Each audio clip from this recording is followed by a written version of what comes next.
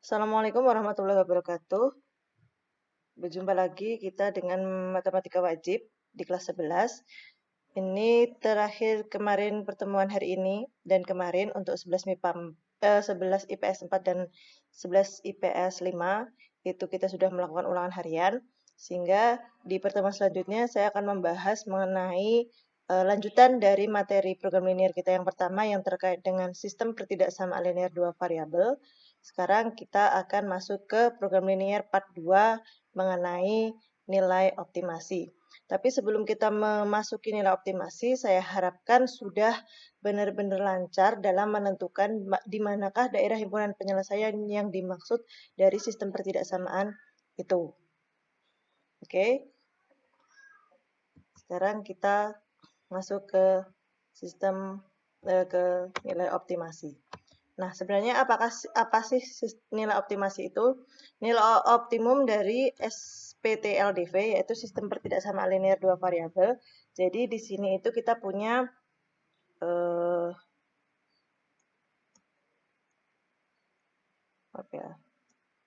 Jadi di sini tuh kita punya nilai optimum. Jadi nilai optimum itu nanti berupa ada dua kemungkinan, yaitu bisa meminimumkan sebuah sistem atau memaksimalkan sebuah sistem tergantung dari permasalahan yang diberikan. Nah, nilai optimasi ini nanti sering digunakan dalam bentuk soal cerita. Jadi soal yang berupa masalah kontekstual itu nanti sering digunakan nilai optimum ini. Jadi di sini ada relate-nya, ada relasinya dengan masalah program linear yang berupa soal dalam kehidupan sehari-hari tadi. Oke, next.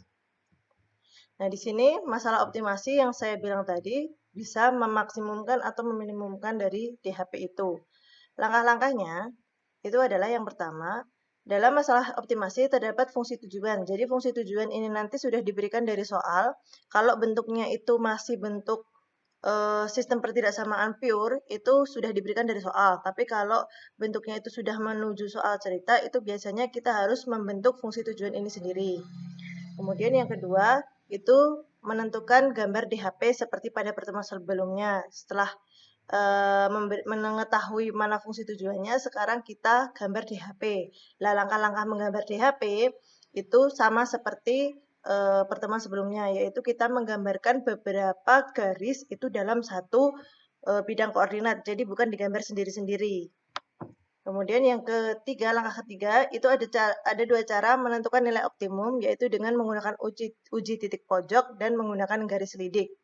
Nah, jadi kalau di pertemuan pertama, di file saya yang pertama, itu kan setelah menentukan gambar DHP, DHP-nya udah ketemu, itu kan udah selesai. Nah, sekarang ditambah satu langkah lagi, yaitu menentukan nilai optimum dari fungsi tujuan nomor satu ini tadi dengan menggunakan dua cara. Kalau di dalam pengerjaan itu tinggal pilih salah satu saja, salah satu cara saja. Tapi di sini saya akan memberikan dua cara sebagai pembanding lebih efisien yang mana yang digunakan untuk menentukan nilai maksimum atau minimum. Nah, sekarang nilai optimum atau nilai maksimum. Menentukan nilai optimum dari sistem pertidaksamaan linear dua variabel. Langkah-langkahnya. Nah, ini saya akan menentukan nilai optimum dari DHP dengan menggunakan cara pertama, yaitu dengan menggunakan uji titik. Yang pertama menentukan garis pembatas, kemudian menentukan fungsi tujuan.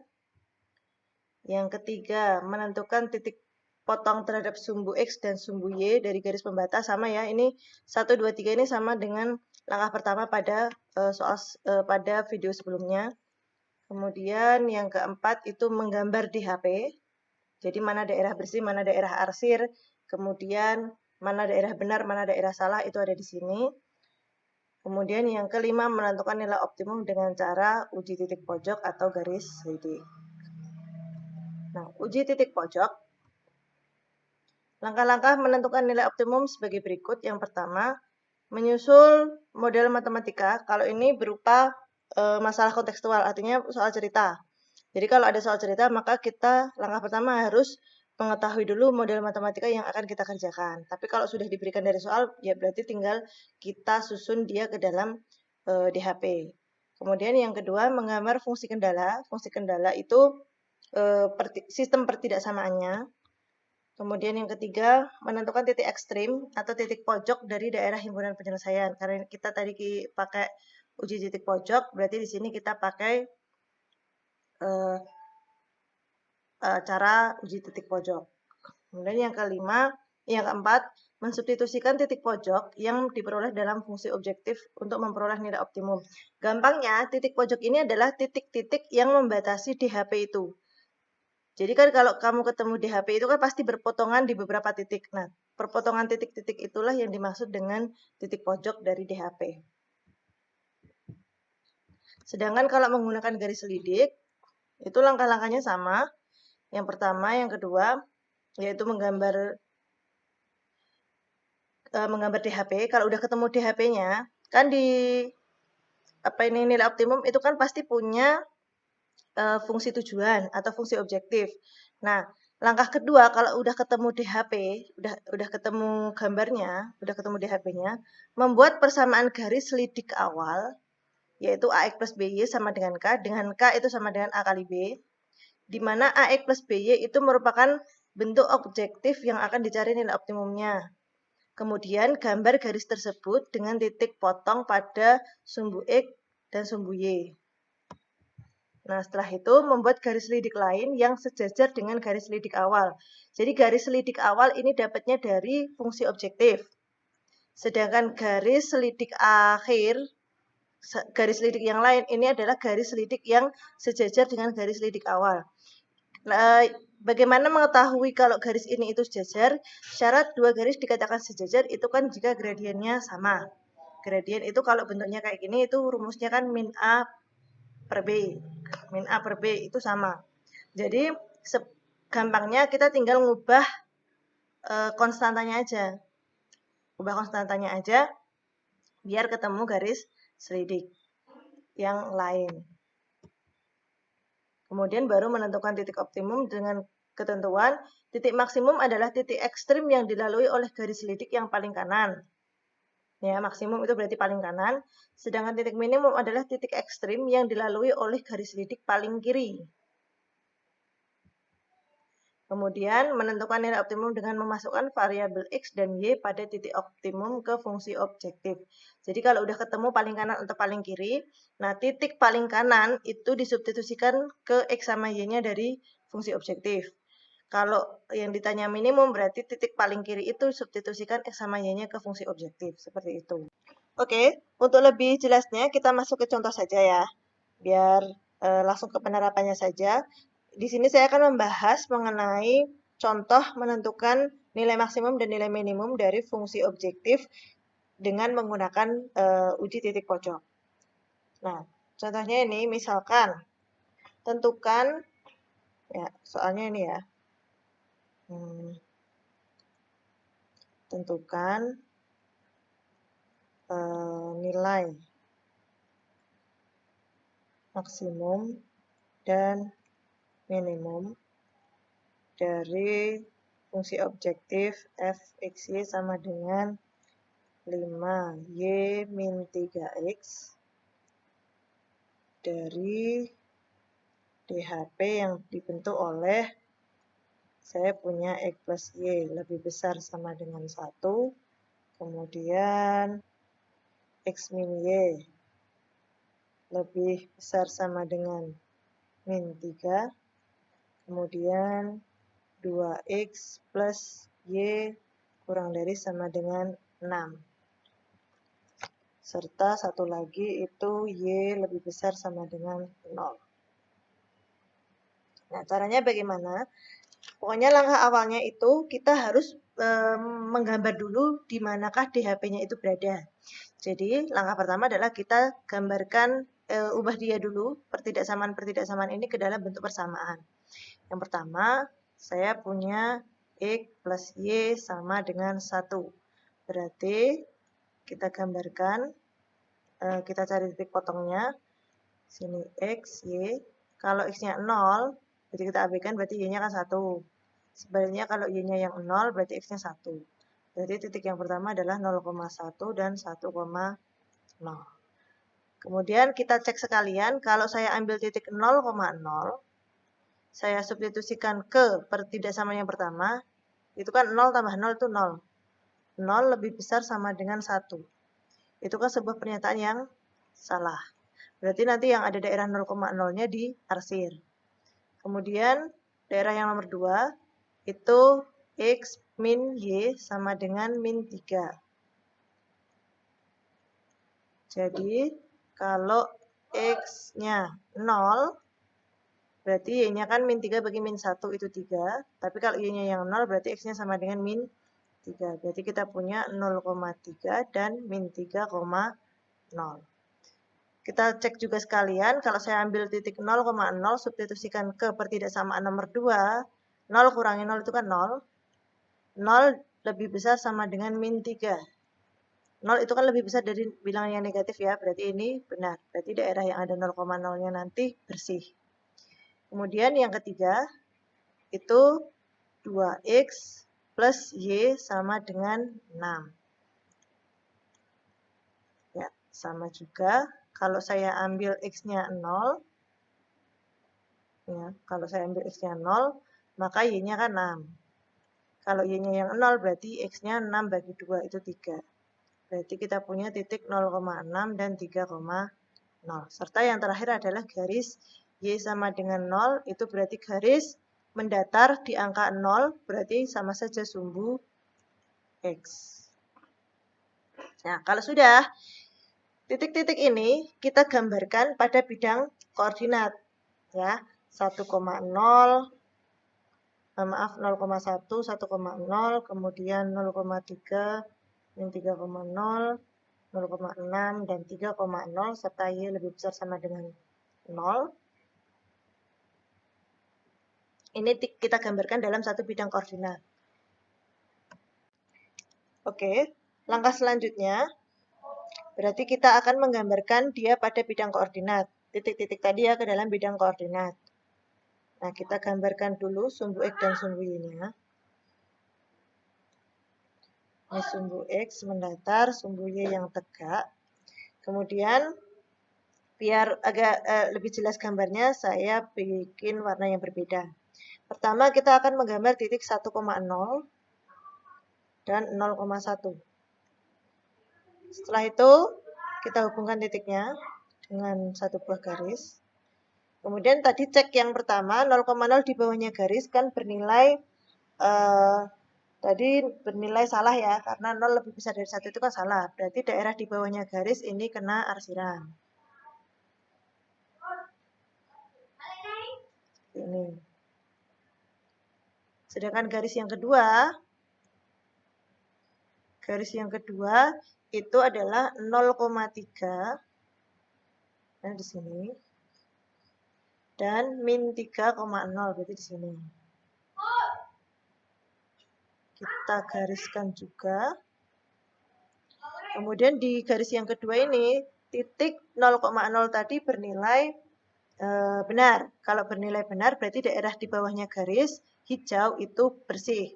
Berarti yang diarsirkan atasnya.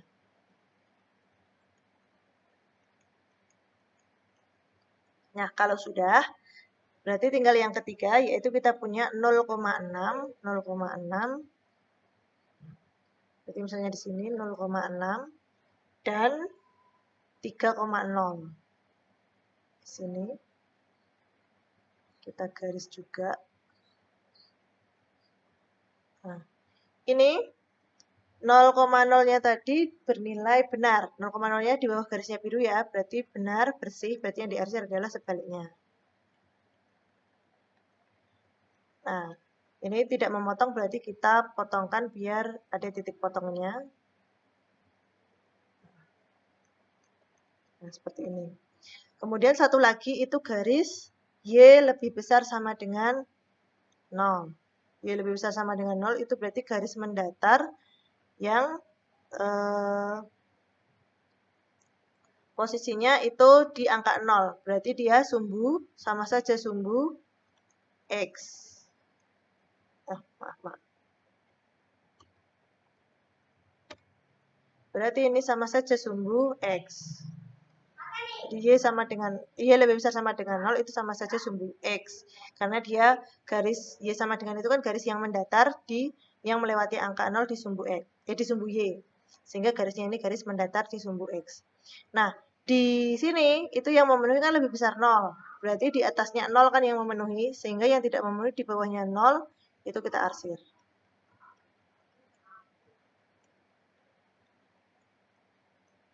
Nah, sehingga daerah himpunan penyelesaiannya yang mana? DHP-nya itu berarti daerah bersih yang dikelilingi oleh daerah arsir. Daerah bersih yang dikelilingi oleh daerah arsir. Berarti di sini. DHP ini kan kita mau mencari nilai maksimum sama nilai minimum dengan menggunakan uji titik pojok. Nah, ini saya namai garis-garisnya dulu. Garis yang pertama tadi X plus 1, X plus Y lebih besar sama dengan 0, ini tak namai garis pertama. Garis kedua yang hijau ini. Garis ketiga yang warna biru. Sedangkan garis yang keempat adalah sumbu X.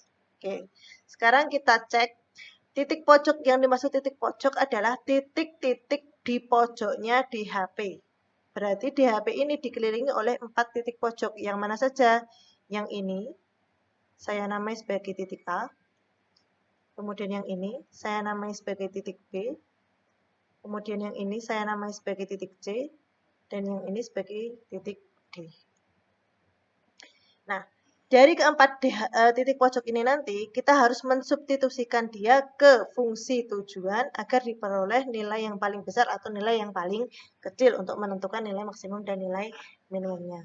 Di sini kita udah dapat nilai titik A itu berapa koma berapa. Di sini kan dia di sumbu X di angka 1, berarti artinya dia titik 1,0. Titik itu kan harus terdiri dari X, Y. Kemudian titik B itu di sini adalah angka 3, berarti 3,0. Sedangkan titik C dan titik D ini kan titik hasil perpotongan dua garis. Nah, kita harus mencarinya. Titik C itu adalah titik perpotongan antara garis kedua dengan garis kedua itu berarti garis yang hijau dengan garis ketiga. Sedangkan titik D itu hasil perpotongan dari garis pertama dan garis pertama itu kuning, sedangkan garis kedua itu yang hijau. Nah, cara mencari titik potongnya bagaimana? Kita selesaikan dia dengan menggunakan eliminasi substitusi. Jadi kita udah peroleh 2 titik ya, 1,0 dan 3,0. Sedangkan 2 titik yang lain akan kita cari. Oke. Kita akan mencari titik C. Titik C ini hasil perpotongan garis kedua dan garis ketiga.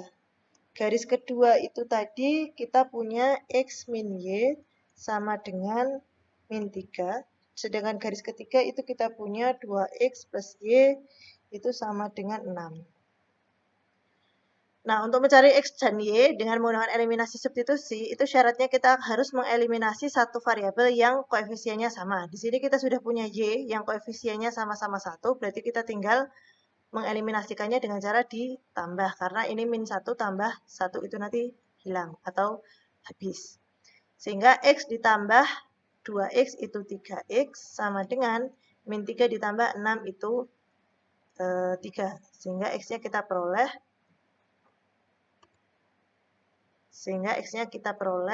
X sama dengan 3 bagi 3 itu 1. Setelah ketemu nilai X, substitusikan ke salah satu persamaan. Bisa yang atas, bisa yang bawah. Saya ambil yang atas. X min Y sama dengan min 3. Berarti X-nya saya substitusikan 1. Dapatnya dari sini. Kurang Y sama dengan min 3. Berarti min Y sama dengan min 3 min 1. Berarti jadinya min 4.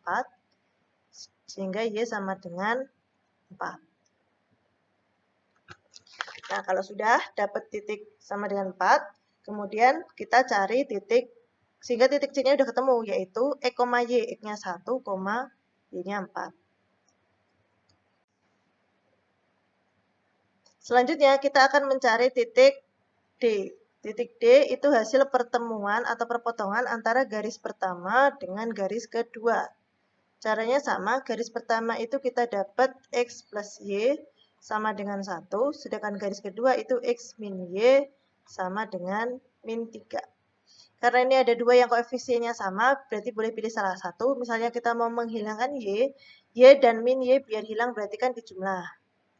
Ini habis, X tambah X itu 2X, sama dengan 1 tambah min 3 itu min 2. Jadi X-nya min 2 bagi 2 itu min 1. Kemudian substitusikan ke salah satu persamaan, X ditambah Y sama dengan 1. Saya ambil yang atas. X-nya disubstitusikan 1, ditambah Y sama dengan 1. Sehingga Y-nya diperoleh 2. Dapatnya dari 1, ini kesini kan jadi plus 1. 1 plus 1 itu 2. Sehingga kita peroleh titik D adalah min 1,2. X-nya min 1, Y-nya 2. Jadi kita udah ketemu 4 buah titik.